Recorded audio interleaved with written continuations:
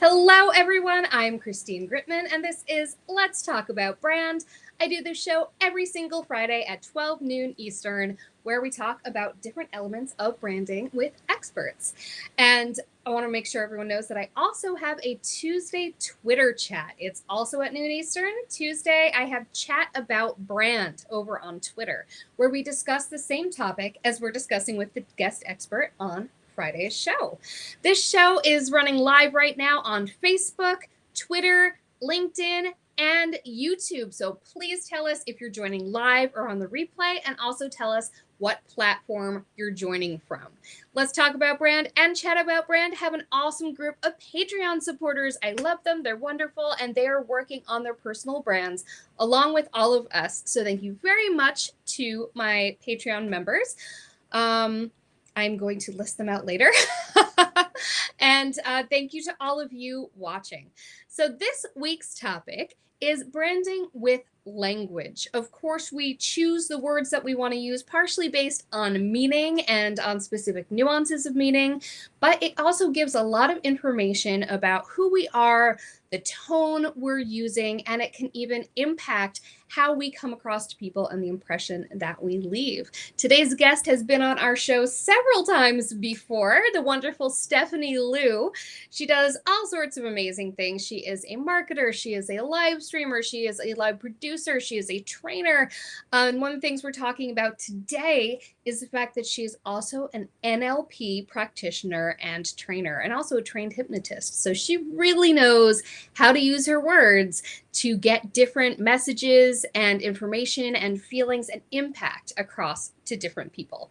So without any further ado, we are going to bring on Stephanie. Hello, Stephanie. How are you today? Hi, how are you?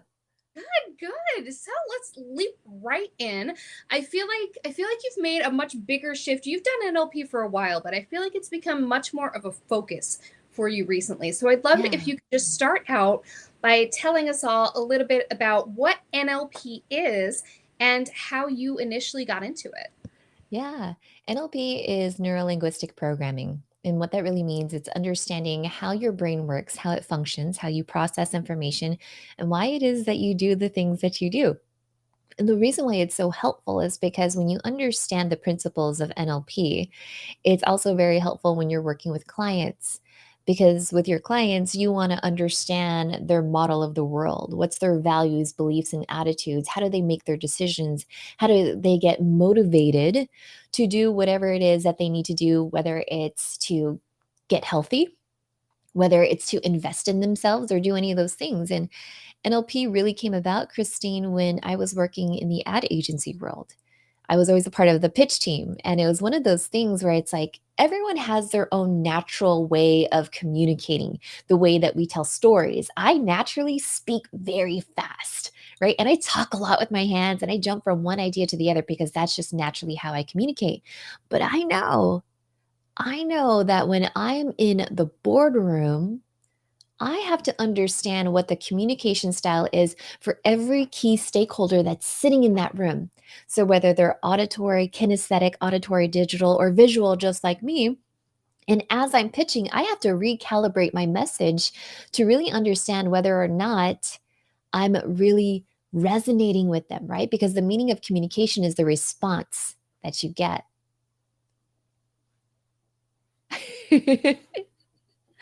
That's a really good point. The meaning is the response. I mean, the whole point isn't just to communicate how we want to communicate. It's to communicate to be heard. It's about the receiving end.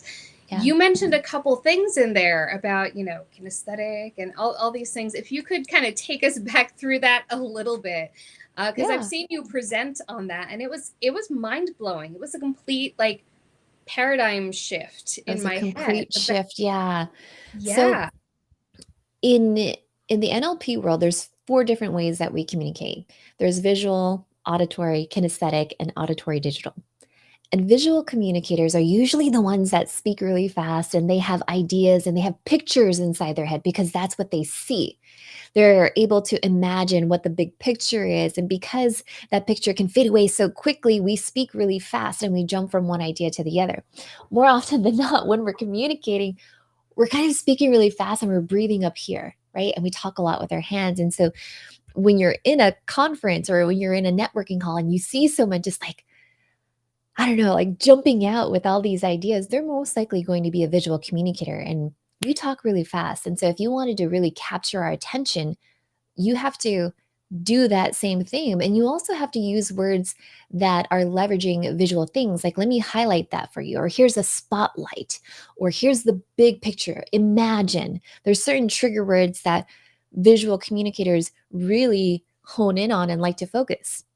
And then you have your auditory communicators, and your auditory communicators are more of the ones that like to hang on to every single word because they really want to hear you, right? And they really want to hear what it is that you have to say. And so, because they want to hear what you have to say, sometimes you have to slow down, you have to articulate. Sometimes you have to leverage the pauses in a way that's really going to help your message stand out. There are other words that you could use that are auditory. So things like, does that ring a bell? Or, let's get your audience buzzing with excitement. There's certain things that you say when they're auditory related, it's just music to their ears. Then you have kinesthetic communicators.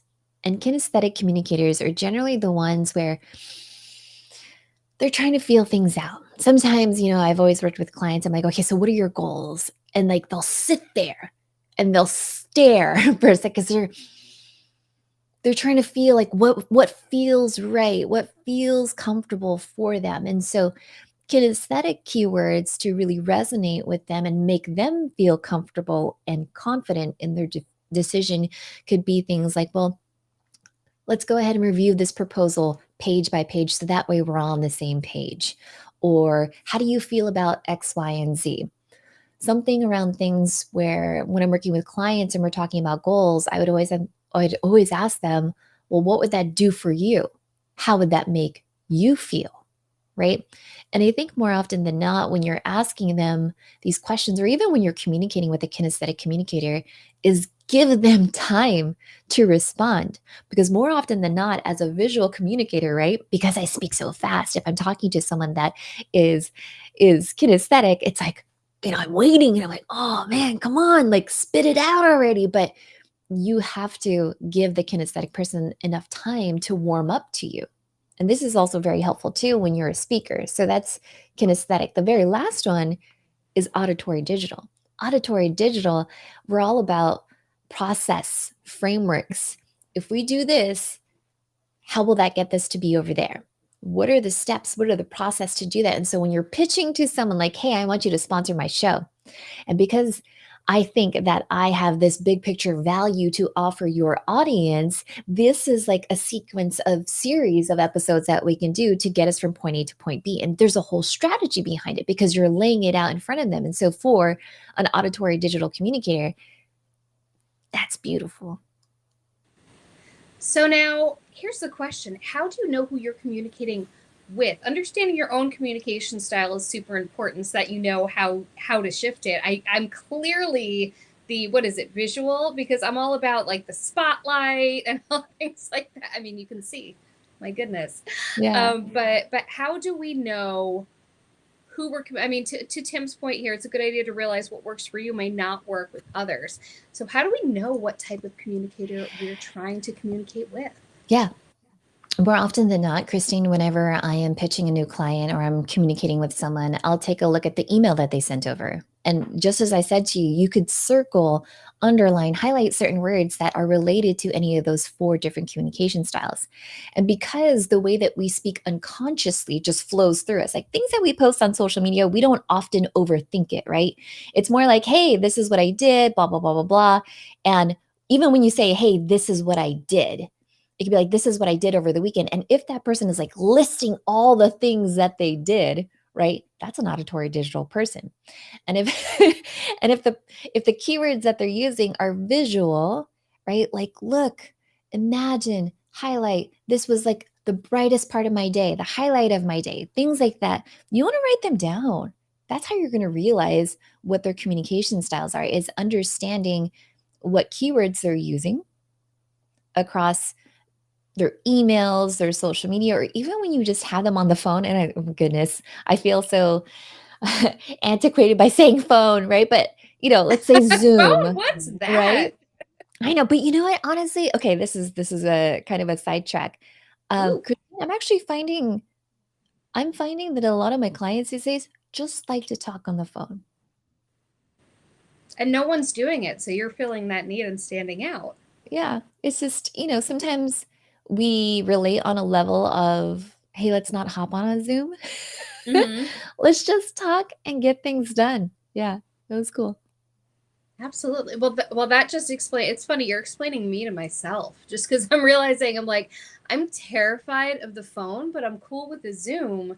I think because I can see You the can person, see. so I can Yeah. understand how they're reacting because I Yeah. get to give those visual cues for Okay, them. so here's the thing. As a visual communicator, sometimes it's easy for us to be on a live stream or on a Zoom because we talk with our hands. Sometimes we can't find the right words. Remember earlier I asked you a question, you're like, you're Yeah. like, my hands should explain it, Steph. And I was like, Yes. I was like, woman, use your words. But I so is it, did that. My words, by the way, I'm jet lagged, so my words no, are that's like in the fine. UK right now. Yeah, but that's the thing though. I think with visual communicators, we love live streaming because we could use our hands, or we could just like, let me just show you. And we're like, let Yes. me just screen share. And if you're talking to someone that's auditory, sometimes they just want to hear it. And so that could be a Mhm. barrier for visual communicators if someone only wants to talk to you on the phone, Yeah. right? Or it could also be a barrier for someone who is a visual communicator, and you do have someone hop on a Zoom call, but the client doesn't want to have their camera on because they're doing other things in the background. And then all of a sudden you're like, oh, I don't know if I'm connecting. I don't know if I'm resonating because it's not my usual communication style, right?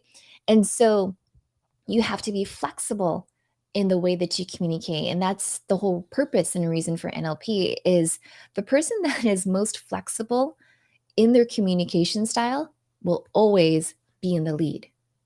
Ooh, I like that.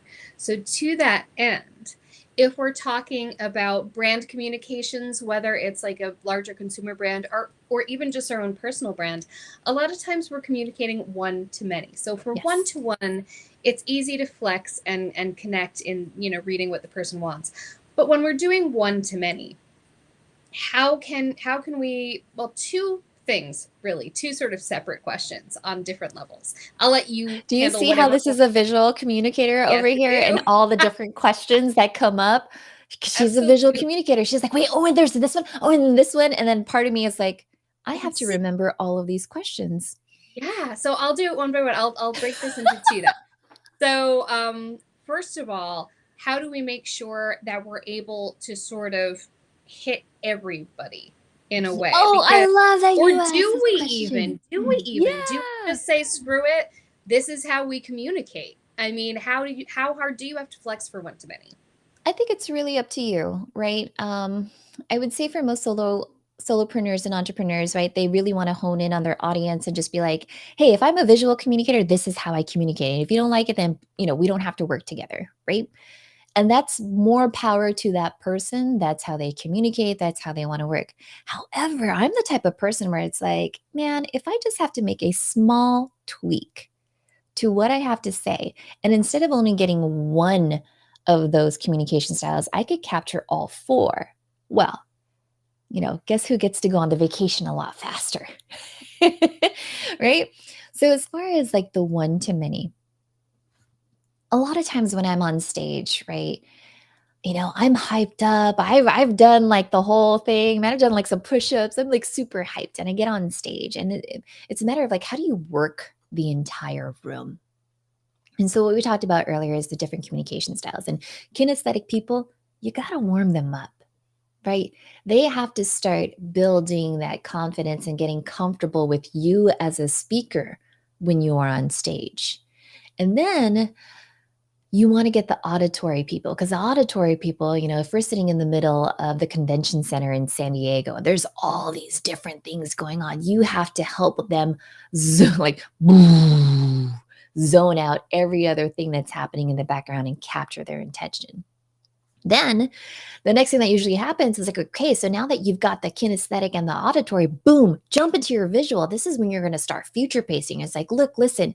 So now that you've been sitting here for the past 3 days at whatever conference it is, let me tell you what you're going to walk away with in the next 45 minutes. Just imagine what it would be like if you had boom, boom, boom. I do this at every single presentation, and it gets the whole audience going as far as that goes. And the thing about this too is, now I'm talking about a live audience, right? The thing about this, Christine, is that when you do that hook, right? This is what we call the charisma pattern. You do kinesthetic, auditory, and visual in that specific order. That's the charisma pattern. When you do that, as you're on stage, right?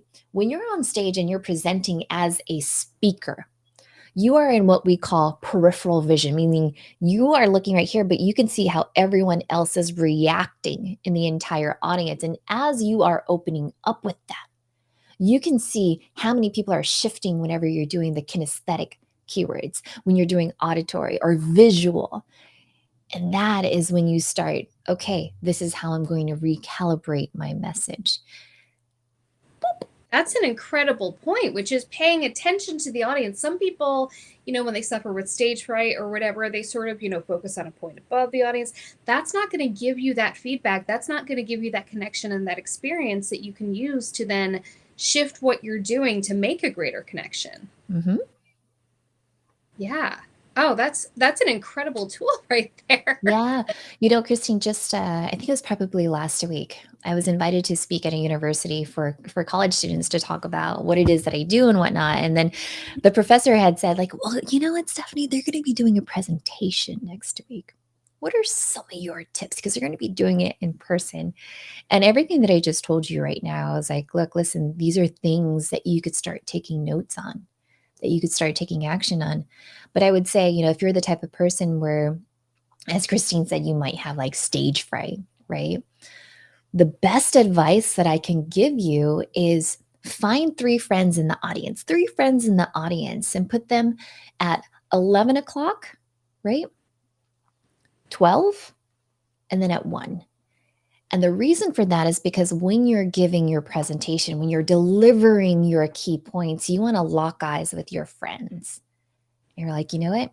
This is what I want you to know. Look at that person, finish that line, then look at the next person, make your point. And now it feels as if you are connecting with the entire audience in that big, massive room. I mean, it could also be like 30, 40 people and whatnot. But that's a really good way to resonate, because when you're looking in that specific direction, everyone in that area and that quadrant is like, oh, she's talking to me. She's talking to me. And then you address them over here and you address them over there, and they're like, oh, got it. I love that. So you've got your kind of proxies set up. You have proxy for this entire section. I love that. So when we're talking about things that are one-to-many that are maybe not live, and by the way, I just want to put in Rose Horowitz's comment, which is, as a journalist, and a lot of people, I mean, it really kind of is journalism when you come down to it. You are telling stories. Yeah. But when she's interviewing people in person, or on the phone or on a live stream, it's good to be able to adjust your interview style as well, so that that conversation flows, and so that you can really make that connection that will get them to open up. Honestly, when you're interviewing with someone, that's the biggest thing, asking them the questions that get them to open up and give you their story. Yeah. So that's when we're live. That's when we're having conversations. That's when we're live one-to-many. What can brands do when they're just, say, putting together their social media content, putting together their website, putting together their copy, things that where they don't get that back and forth quite as immediately? How can they make sure that the language that they're using not only will resonate, but that also will resonate in a specific way that's branded to them? Okay. Well, let's see how much you're paying attention. I went, no. Come back. I I'm gonna will. flip it on you. All right, do it.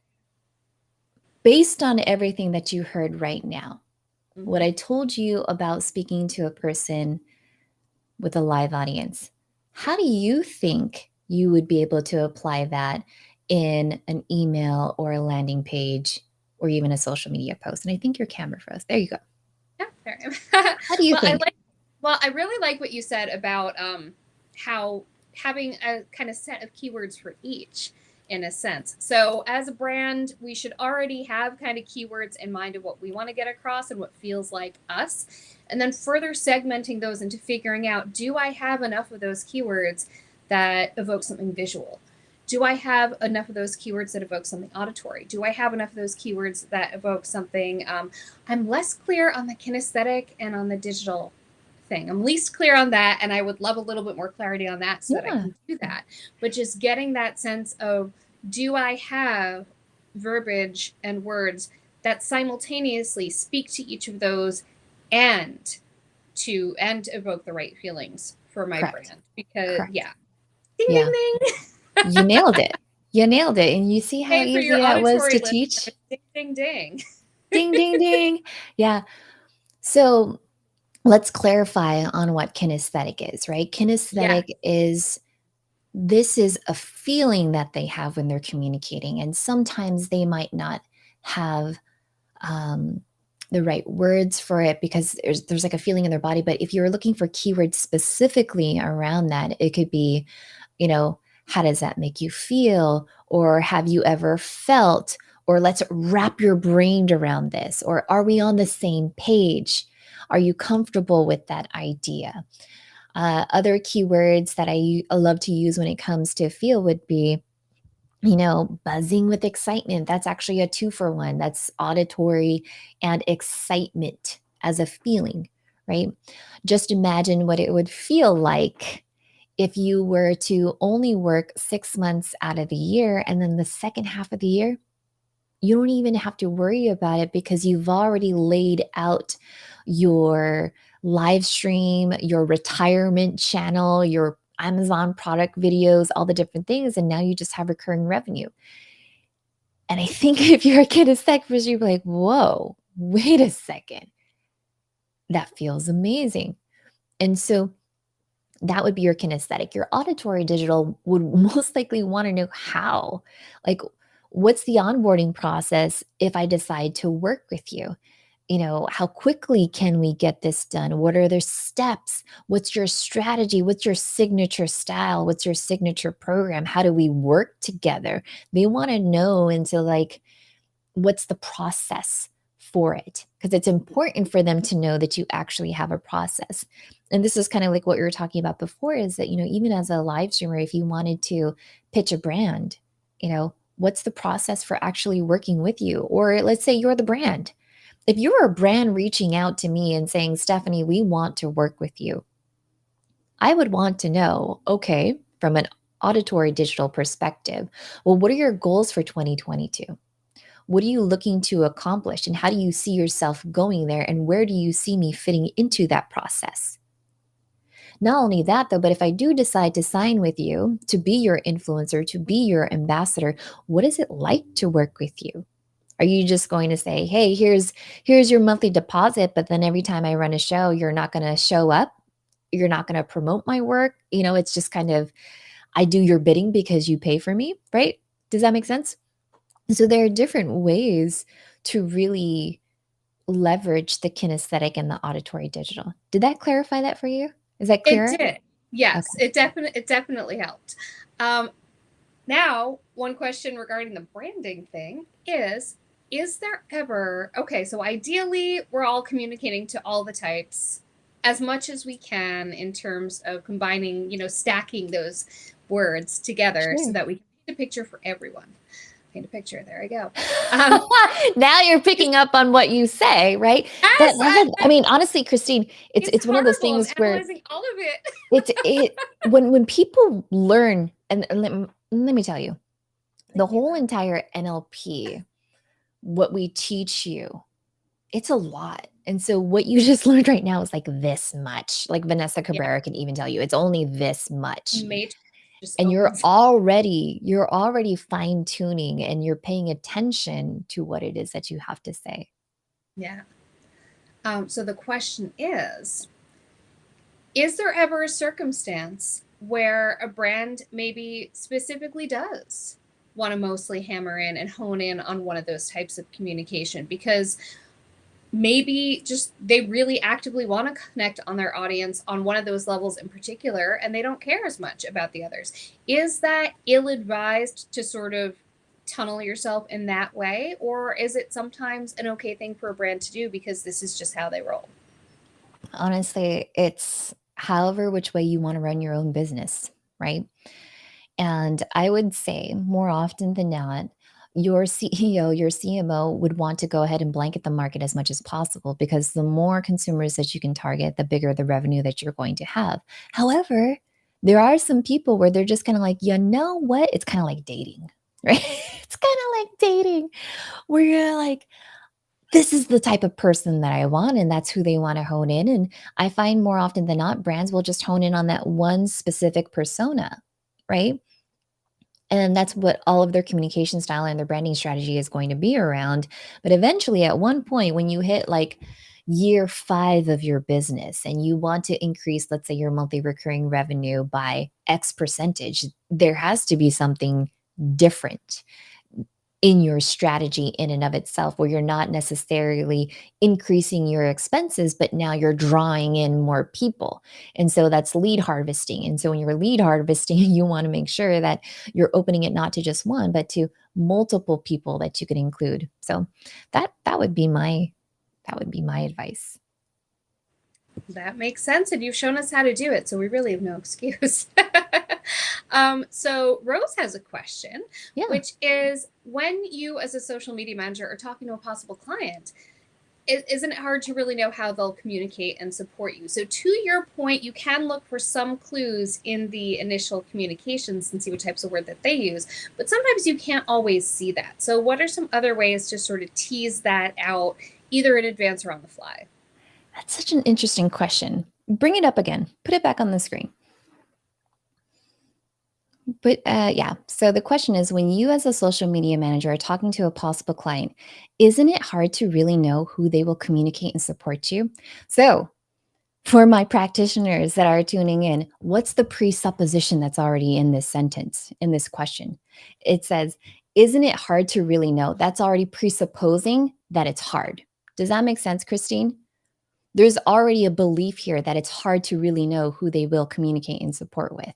That in and of itself, that's already like, what when did you decide that it would be really hard to really know that they'll communicate and support you? And that's something that you said to me at the beginning of when our conversation before we went live, because I was talking to you about something where I was coming from a place of almost assumed failure. Yeah, like why so this question in and of itself is already telling like what Yeah. makes you think that it's already going to be hard if you're going into a conversation with a possible client and you're already like, you know what, 51% of this call is already going to fail because I already think that it's hard. Why would you do that? Why? How do we fix that? Well, focus on what you want, right? I would say more often than not, people, when they're thinking about the next big thing that they want to do, they focus on all the things that could go wrong. Oh, but what Yeah. if this and what if that and blah, blah, blah. And you've heard me say this before, where your attention goes, energy flows. Where your attention goes, energy flows. And so, why focus on the things that you don't want?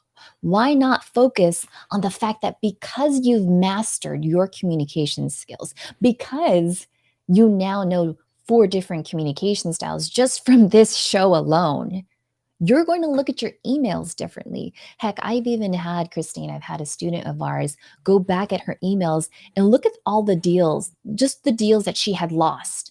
And Yeah. that's where she saw the miscommunication.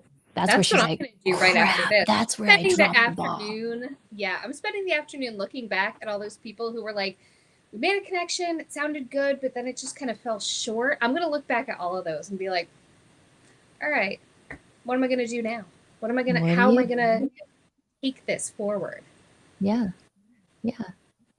The thing is too, I think someone else had mentioned this in the comments, it's helpful, yes, to know your own communication style, and it's helpful, yes, to know another person's communication style. So when are you going to decide that you're gonna learn the other communication styles and start communicating that way? You know? Flexibility in language and your branding, that's always gonna be very helpful. I love Rose's comment. She's like, good advice, good point. Yeah. Always. Awesome. Well, thank you so much. This has been just the most value-packed short conversation like ever, just because I think all of us have immediately actionable things that we Oh, can yeah. just go and do, and this whole new paradigm to look through things through. Now, you help people do that in a much more comprehensive way. So can you tell everyone, in general, how and where and why they should find you, but in particular, how they can find you to help them with this? Yeah, absolutely. So, look, listen, if you're interested in increasing your influence, your impact, and really being able to ignite your ideas in a way that people will just always remember you, our next NLP practitioner training is going to be in April of 2022. And it's a 7-day jam packed intensive training. I'm not going to lie to you, because if I could help you in 7 days level up your language in a way that you could captivate on command, that's all it takes. 7 days. So it's April 2022. That's our NLP practitioner. And then August/July is when we have our NLP practitioner training. Both trainings are actually done virtually. So wherever you are, you're more than welcome to attend and be a part of our cohort. I think in our last cohort, we had someone from Australia, and it was really fun. And so we've had people in Chicago and Texas and California all tune in, be a part of it. And in 7 days, they become a board certified NLP practitioner, practitioner in timeline therapy, hypnotherapy, and NLP coaching. So this is something that if you decide to do VIP coaching, workshops, speeches, keynotes, all those different things, when you're able to hone in on language in such a way that you can be brilliant in the boardroom and ignite your ideas, an NLP practitioner is really it. That's amazing. I would love it if you could actually go or send to me the link where people can sign up for that, because I Yeah. think that this is something people need. And I know for a fact that it's something that I need. Yeah. And yeah. So I think that I will be seeing you virtually in April for sure. Yeah. I Come have on friends through. training, and Yeah. it's a total game changer. Well, thank you so much, Stephanie, for being here. This has been fantastic. Always wonderful having you back. Can't wait to see you in person, probably in March. And then, of course, Yeah. You'll be in April. San Diego. I'll Yeah. see you then. I'll see you then. I can imagine it. I can see it in my mind's eye. But thank you so much for being here You're the today best. and for being such a great support always. Of course. As I said, I am Christine Gritmon. I do this show every Friday at noon, and I have a Twitter chat on Tuesdays that I also want to make sure everyone knows about. The Twitter chat next coming Tuesday, the 16th, is all about branding with personality. And we're talking about that on Twitter on Tuesday, because right here on Facebook, Twitter, LinkedIn, and YouTube on Friday, we're going to be talking to Brittany Crosson, who is also known as that lady on TikTok and Instagram who dances on her treadmill. And she is a social media strategist, but she's dancing on her treadmill. What does that have to do with social media? Whatever it is working for her, and she's going to talk about why. So thank you so much for joining us, and I hope that you'll join us next week too. Bye. Oops. And my video clip isn't working for my outro. There we go. Woohoo! We are live, folks. But thank you so much for being here, and do check in and let us know again where you're joining us. Are you joining us on Facebook, on Twitter, on LinkedIn, or on YouTube? And where will you join us next week? Where the video will be working. Yay! Bye.